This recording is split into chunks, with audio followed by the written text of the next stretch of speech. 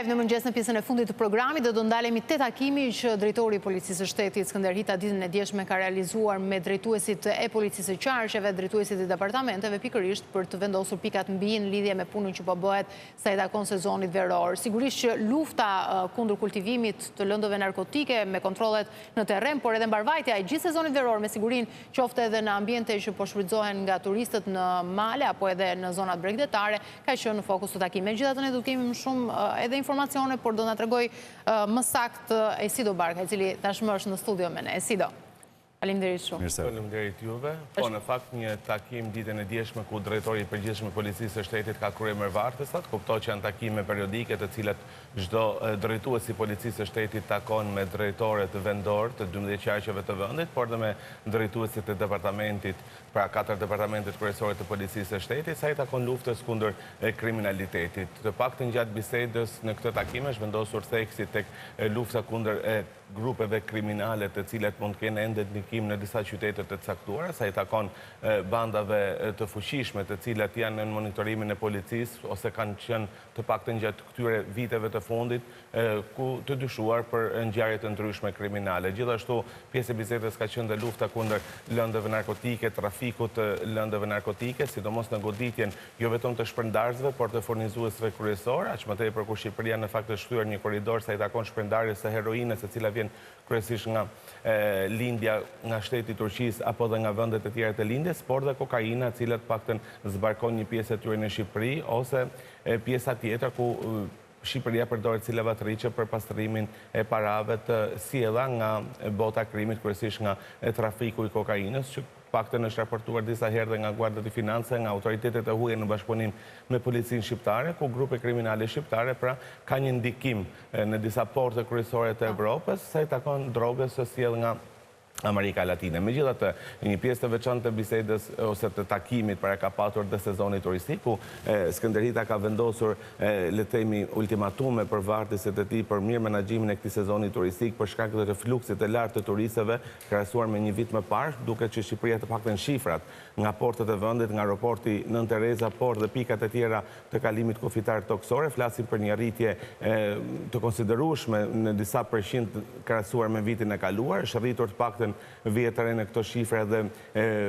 përqindja e turistëve të cilët vinë për qëllime turistike për të kaluar pushimet në Shqipëri, kryesisht shtetas të huaj, ndaj është vendosur theksit pikërisht tek mbarvajtja e sezonit turistik, duke kërkuar minimizimin e ngjarjeve kriminale. Ka zona apo qarqe të cilat kanë rezultuar më problematike sipas vëzhgimit që ata kanë bërë dhe ku ka kërkuar më shumë ndërhyrje? Shiko, në këtë pikë që jemi, fokusi kryesor i policisë kuptohet që janë zbardhje ngjarjeve të vjetra kriminale ose ngjarje të cilat me pasojë për jetën e qytetarëve, siç ishte ngjarja në Bërzull të Tiranës, para pak ditësh ku u vra 50 vjeçari Edmond Sula, kuptohet që është kërkuar një angazhim i plot i policisë së Tiranës dhe nga drejtori i këtij i qarkut të Tiranës Uleger Torba, ku ka bërë mbledhje dhe gjithashtu pra dhe mbledhje vendore ku kryen sa i takon zbardhjes se kësaj ngjarje. Megjithatë policia sa i takon ngjarjes në fjalë, është në grumbullimin ende të provave, duket pak hermetike në dhënien e informacionit për shkak të dinamikës së ngjarjes së rënd, pra ende pa qartë motivi kryesor i ekzekutimit të 50 vjeçarit, atë që kemi raportuar në fakt këtë ditë gjatë emisionit 50 vjeçari njihet me një ndikim të fortë në zonën e Vorës, në zonën e Bërzullës dhe disa fshatra të tjera të Tiranës, sidomos ishte përfshirë në le të themi në çështjet e trojeve dhe shitjes së pronave, jo si agent imobiliar, por të paktën deri në këtë momente burime bëjnë me dije se ka funksionuar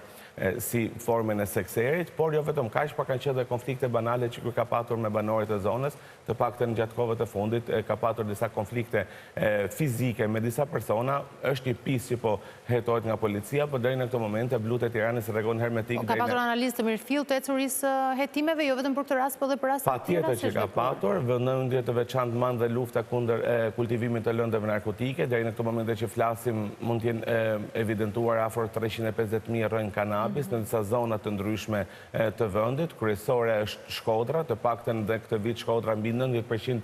sasisë së mbledhur deri tani për të goditur nga policia dhe të azgjësuar përmes djegjes e mban qarku i Shkodrës, janë disa zona, le të themi, pika të nxehta në qarkun e Shkodrës, të cilët janë dominojnë ende sa i takon e kultivimit të kanabisit. Është e çuditshme fakti sepse shpeshherë policia kur ka informacione shkon godet këto raste, por të njëjtat parcela, të paktën pas disa ditësh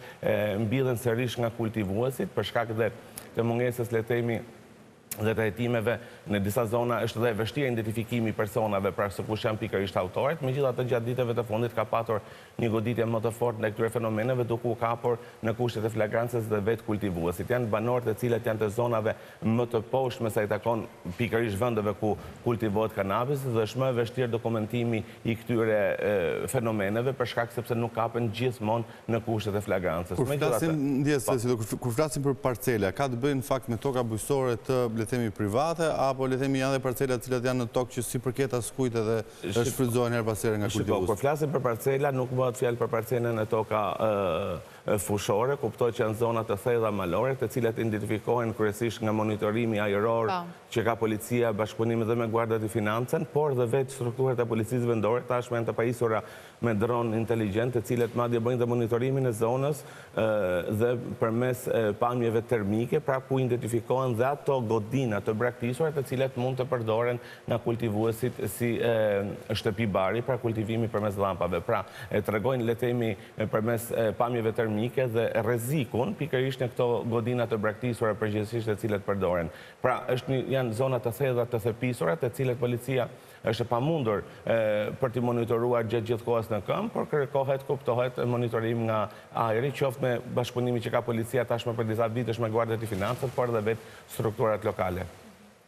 Nisa ta them këtë sepse mund të jetë dhe një tokë që i përket dikujt tjetër dhe mund të shfrytëzohet. Përgjithsisht janë tokat që nuk i përkasin shtetatëve ose individëve të caktuar, kuptohet që vetë në qoftë se një tokë pra kultivohet kanabis dhe i përket një personi, është i pari ai që do të përballet me ligjin. Kuptoj që deri në këtë moment edhe nëse nuk kanë dieni, sepse këto janë toka të cilat me sa kuptojmë ndodhen larg nga zonat e banuara. Janë larg nga zonat e banuara, kryesisht janë tokat të cilat nuk i përkasin personave, pra në zonat e thella malore, zonat e thepisura, të cilat nuk janë pronësi të qytetarëve ose banorëve të zonës. Pra janë toka shtetërore, le të themi, ose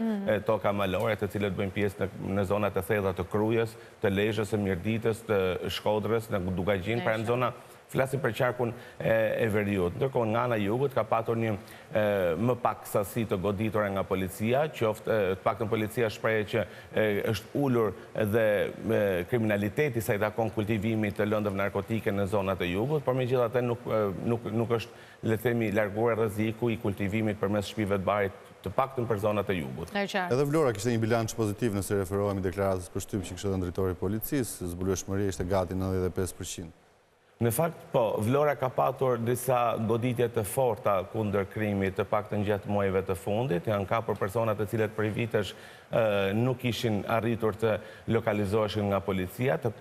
Mund të përmendim këtu rasti i arrestimit të Mojsi Abila, i cili një person i dënuar nga gjykata apelit për trafik ndërkombëtar të lëndëve narkotike. Ne mbajmë shumë mirë dhe Bujen që u bën atë kohë si afërm ish ministrit të Brendshëm. Prej shumë vitesh ai ishte në kërkim nga autoritetet, megjithatë policia e Vlorës organizoi një operacion për kapjen e tij me metoda speciale, i cili u lokalizua në Bregdet, teksa po bënte pushimet e tij po pushonte dhe u arrestua në befasi në fakt. Jo vetëm kaq, por qarku i Shkodrës së paktën këto muaj të fundit ka patur rezultate edhe në goditjen e kriminalitetit sa i takon dhe brenda qytetit ose personat të armatosur të cilët qarkullonin në qytet, lufta kundër lëndëve narkotike, por mbi gjitha ka patur dhe një,